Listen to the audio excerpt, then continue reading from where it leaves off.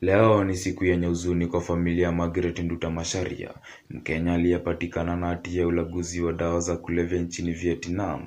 Margaret, mwenye umri wa miaka 37, alikamatwa mwaka wa 2023 akiwa na kilo 2 za cocaine, jambo lililomfanya kupatikana na hatia nchini Vietnam.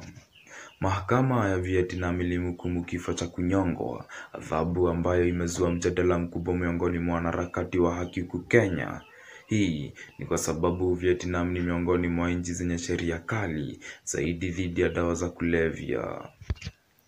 Kwa mujibu wa taarifa, Margaret anatarajiwa kunyongwa leo saa 8:30 usiku kwa saa za Vietnam. Kabla ya kuteleza kwa hukumu hiyo, anapewa haki ya kula chakula chake cha mwisho saa 7:30 usiku.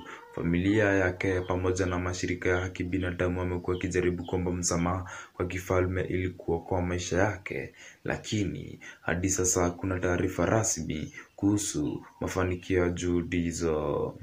Hali imeleta hisia mseto, huku wengi wakitaka serikali ya Kenya kuingilia kati ili iweze kumwokoa Margaret, lakini kwa kuwa Vietnam inatekeleza sheria zake kwa ukali, kuna uwezekano mkubwa kwamba adhabu hiyo itatekeleza kama ilivyopangwa.